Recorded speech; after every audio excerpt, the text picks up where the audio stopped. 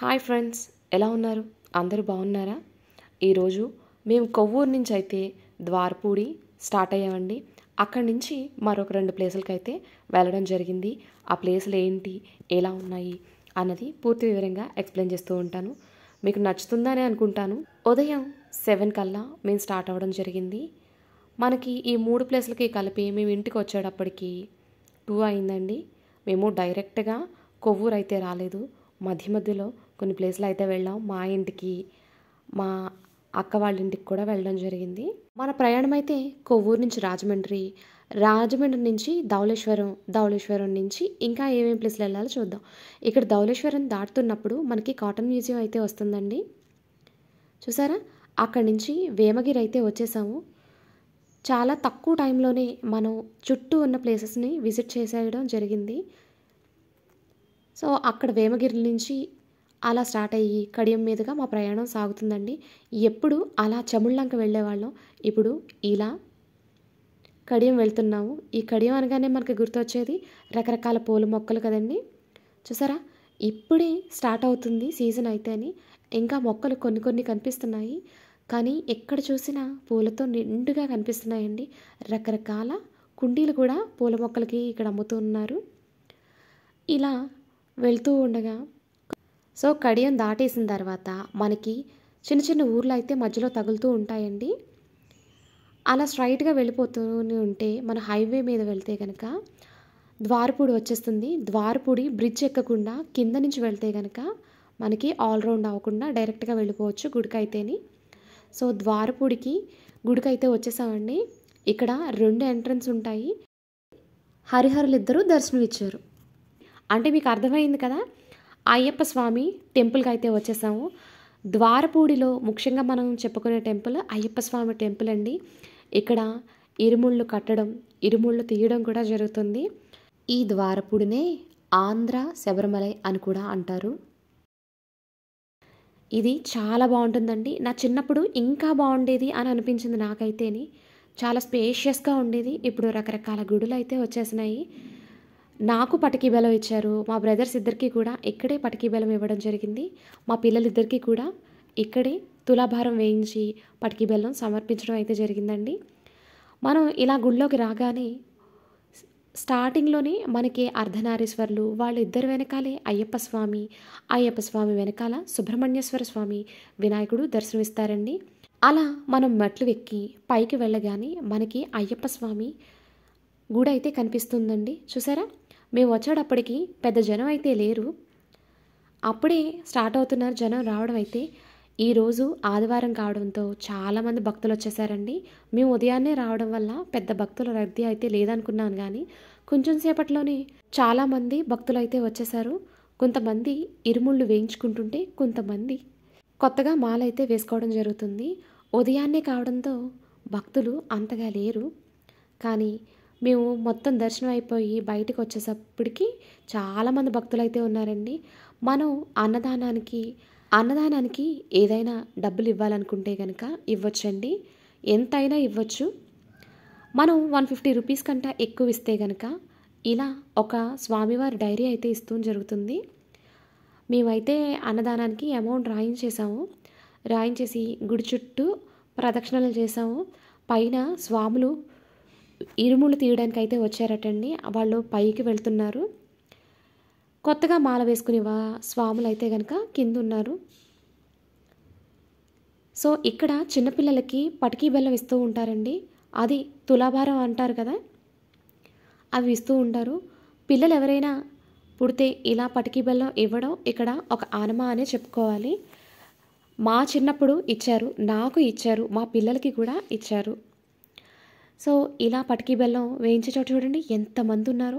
ఇక్కడ పిల్లలకే కాదు పెద్దలు కూడా పటికీ బెల్లం ఇవ్వచ్చు. ఇలా తులాభారం వేయించే చోట రకరకాలుగా మొక్కుకుంటారండి. ఒక్కొక్కళ్ళు డబ్బులు ఇస్తామని, ఒక్కొక్కళ్ళు బెల్లం ఇస్తామని, ఒక్కొక్కళ్ళు ఇలా పటికీ బెల్లం ఇస్తామని మొక్కుకుంటూ ఉంటారు. ఎవరిష్ట ప్రకారం వాళ్ళు తులాభారం అయితే వేయించుకోవచ్చు. అటు నుంచి వెళ్ళగా మనకి పైనేనండి ఇలా సాయిబాబా గుడి అయితే ఉంటుంది.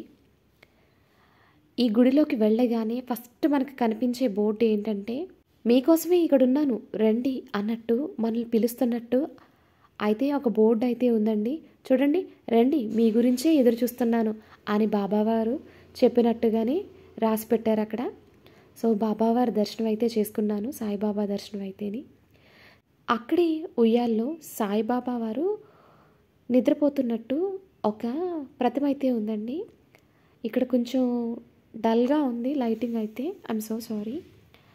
దర్శనం అయిపోయిన తర్వాత ఇంకొంచెం లోపలికి వెళ్తే కనుక ఇలా విష్ణుమూర్తి కనిపిస్తాడు మనకి. ఆ శేషశయనం పైన ఆయన పౌలిస్తూ ఉంటాడు, చూసారా? ఆ ఎదురుగుండానే వెంకటేశ్వర స్వామి విగ్రహాలు అయితే ఉన్నాయండి. అక్కడ చిన్న చిన్నగా చిన్నపిల్లలు పెద్ద పిల్లలు అందరూ కూడా దీపాలు అయితే వెలిగించడం జరిగింది. దీపారాధన ఎక్కడ చేసినా ఎప్పుడు చేసినా మంచిదే కదా, అది కార్తీక మాసంలో మరీ ప్రత్యేకంగా. సో ఇలా దర్శనం చేసుకుని బయటకు వచ్చేసాము. ఇందాకైతే సరిగ్గా లైటింగ్ కనిపించలేదని చెప్పాను కదా. సో ఇప్పుడు బాబావారు అయితే కనిపించారు.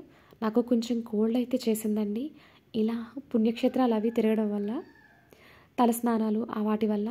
సో వాయిస్ ఓవర్ కొంచెం బాగకపోతే ఐఎమ్ సో సారీ.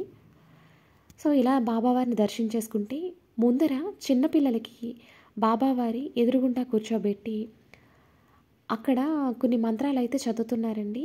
ఇదేంటో ఇంతకుముందు నేను ఎప్పుడు చూడలేదు. సో ఒకవేళ చూసినా అబ్జర్వ్ చేసి ఉండను, అప్పుడు తెలియదు కాబట్టి. సో ఇలాగా బాబావారిని అయితే దర్శించుకుని బయటకు వచ్చేసాను. ఇక్కడ పెద్ద నందీశ్వరుడు అయితే ఉంటాడండి. ఆ నందీశ్వరుడు పక్కన మెట్లు అయితే ఉంటాయి. ఆ మెట్లు దిగి కిందకి వెళ్తే కనుక మనకి చాలా గుళ్ళు అయితే దర్శనమిస్తూ ఉంటాయండి. వినాయకుడు, కుమారస్వామి, అమ్మవారి గుడి, నాగదేవత గుడి ఉన్నాయి. ఇక్కడ ఆంకాళ అమ్మవారి గుడిలోనండి మనం ఉప్పుతో అయితే అభిషేకం చేసుకోవచ్చు. ఉప్పుతో అభిషేకం చేసామంటే కష్టాలన్నీ కూడా ఉప్పు కరిగినట్టు కరిగిపోతాయని చెప్తున్నారు వాళ్ళైతేనే. 10 రూపీస్ తీసుకుంటున్నారండి సాల్ట్ ప్యాకెట్కి అయితేనే. మేమైతే చేసాము. చేసేసిన తర్వాత ఇలా మనకి ఎదురుగుండా కనిపించేది శివాలయం అండి. అక్కడ మొత్తం అన్నంతస్తుల్లో కూడా ఒకే ఒక్క విగ్రహం కింద నుంచి పై దాకా ఉంటుంది. మధ్య మధ్యలో మనకి ఒక్కొక్క 2 శివలింగాలు అయితే కనిపిస్తూ ఉంటాయి. ఈ టెంపుల్ వచ్చేసి మనకి కుబేరస్వామి టెంపుల్ అండి. ఎదురుగుండానే వెంకటేశ్వర స్వామి ఉన్నాడు కుబేరుడికి. పైన ఫొటోస్ ఆర్ నాట్ అలౌడ్ అని చెప్పేసి ఫోన్స్ అయితే తీసుకోవడం జరిగింది. ఇక్కడ ఒకటేంటి చెప్పుకోవడానికి అనేక టెంపుల్స్ ఉన్నాయి. కాళికా దేవి గుడి అయితే ఉందండి. ఇక్కడ మరొకటి చెప్పుకోవాల్సింది భూగర్భ శివాలయం. ఆ శివాలయంలో ఇంతకు ముందు అయితే పంచె కట్టుకుని వెళ్ళాలని చెప్పేసేవారు. ఇప్పుడు అదేమీ లేదండి. భూగర్భంలోకి వెళ్ళినప్పుడు మన కాళ్ళు తడిచేదాకా వాటర్ ఉంటాయి, మధ్యలో శివలింగాలు ఉంటాయండి. అది ఆ గుడి యొక్క స్పెషాలిటీ. మరే దుక్కున లేనిది ఇక్కడ ఉన్నది ఇంకొకటి ఏంటంటే, ఇక్కడ యమధర్మరాజుకు కూడా ఆలయం ఉందండి.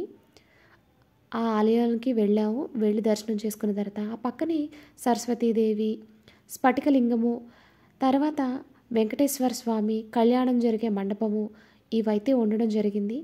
అక్కడైతే దర్శనం చేసేసుకుని మేము బయటకు వచ్చేసాము. ఇవన్నీ చూసేసుకుని మేమైతే బయటకు వచ్చేసామండి. ఇక్కడ ఉచిత అన్నదానం కూడా ఉంది. మనకి 1 o'clock వరకు భోజనం అయితే పెడతారు, బట్ మేము తినలేదు. ఇప్పుడు మన ప్రయాణం ఎక్కడంటే ఈ పక్కన ఒక 12 కిలోమీటర్లో మనకి బిక్కవోలు అయితే ఉందండి. ఇక్కడ వినాయకుడు చాలా ఫేమస్. ప్రతి సంవత్సరం కూడా పెరుగుతూ ఉంటారని ప్రతీతి. సో బిక్కవోలు వినాయకుడిని దర్శనానికి అయితే మేము వచ్చేసాము. ఇక్కడైతే అసలు ఖాళీ లేదండి. ద్వారపూడిలో అయినా కొంచెం ఖాళీగా ఉందని, కానీ బిక్కవోల్లో అయితే అస్సలు ఖాళీ లేదు వినాయకుడి టెంపుల్కి. ఇక్కడ వినాయకుడికి మేమేమో సమర్పించామంటే కొబ్బరికాయ, బెల్లం, గరిక, పువ్వులు, అరటిపళ్ళు అయితే ఇవ్వడం జరిగింది. చూడండి, లక్ష్మీ గణపతి స్వామి వారి దేవస్థానం బిక్కవోలుకి అయితే వచ్చేసాము. చూడండి ఎంత క్రౌడ్ ఉందో, అసలు ఖాళీ లేదు. కానీ మాకు దర్శనం అయితే బాగానే జరిగిందండి. బిక్కవోలులో వినాయకుడి దర్శనం అయిన తర్వాత అక్కడి నుంచి మరొక 3 kilometers ప్రయాణం అయితే చేయడం జరిగింది. ఇక్కడ వచ్చేసి మనకి సుబ్రహ్మణ్యేశ్వర స్వామి టెంపుల్ అయితే వచ్చిందండి. రాహుకేతువుల పూజ చేయించుకోలేని వాళ్ళు ఇక్కడైతే చేయించుకోవచ్చు. అది సుబ్రహ్మణ్యేశ్వర షష్ఠి రోజున మనకి ఒకరోజే చేస్తారు. సుబ్రహ్మణ్యేశ్వర స్వామి ఇక్కడ బ్రహ్మచారిగా ఉండడం వల్ల 5 రోజులు పూజ అయితే చేస్తారండి.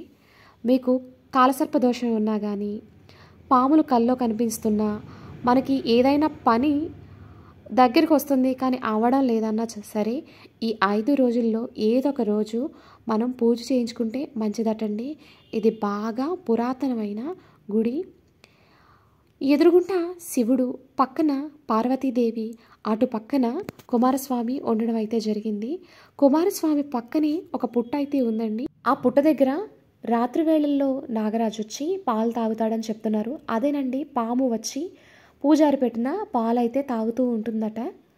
సో ఆ పుట్టమ్మను తీసుకుని కనురెప్పలకి, చెవులకి రాసుకుంటే చెవికి సంబంధించినవి, కంటికి సంబంధించిన వ్యాధులు అయితే రావటండి. మనం వీడియో లోపల తీయలేదు కాబట్టి చుట్టూ వీడియో తీస్తూ వాయిస్ ఓవర్ అయితే ఇస్తున్నాను. మీరు గనక సుబ్రహ్మణ్యేశ్వర షష్ఠి రోజున ఏదైనా పూజ చేయించుకోవాలంటే ఇక్కడ మీ గోత్రనామాలు, మీ ఇంటి పేరు, మీ కోరిక రాసేసి పూజారి వారికి ఇచ్చేస్తే గనక ఆయన షష్ఠి రోజున, అదేనండి డిసెంబర్ 7వ తారీఖున సుబ్రహ్మణ్యేశ్వర షష్ఠి వచ్చింది కదా, ఎక్కడైనా స్వామివారికి కళ్యాణమే చేస్తారు. ఇక్కడ స్వామివారు ఇంకా బాలారూపుడే కాబట్టి ఆయనకి 5 రోజుల పుట్టినరోజు అయితే చేస్తూ ఉంటారటండి. తిరుగుతుంటే అక్కడక్కడ మనకి నక్షత్ర తాబేళ్ళు అయితే కనిపిస్తాయండి. ఇక్కడికి 10 పైనే నక్షత్ర తాబేళ్ళు అయితే ఉండడం జరిగింది. చూడండి, అందరూ పట్టుకుని చూస్తున్నారు. మా చిన్నబాబు కూడా పట్టుకున్నాడు ఒకటి. ఆ రోజు ఆదివారం కావడం వల్ల చాలామంది వనభోజనాలకు అయితే వచ్చినట్టున్నారండి. ఎక్కడెక్కడి నుంచో వచ్చి భక్తి సంకీర్తనలు పాడుతూ ఉన్నారు క్యూ లైన్లో అయితేని. మాకు దర్శనం అయితే అయిపోయింది. సుబ్రహ్మణ్యేశ్వర స్వామి గుడి, వినాయకుడి గుడి, ఈ రెండు కూడా బిక్కవోల్లోనే ఉన్నాయండి. కానీ రెండిటికి మధ్యన 3 కిలోమీటర్స్ అయితే దూరం ఉండడం జరిగింది. సో మేము దర్శనం చేసేసుకుని ఇంకా ఇంటికి అయితే బయలుదేరిపోయామండి. మీకు ఈ వ్లాగ్ నచ్చిందనే అనుకుంటాను. Thank you for watching.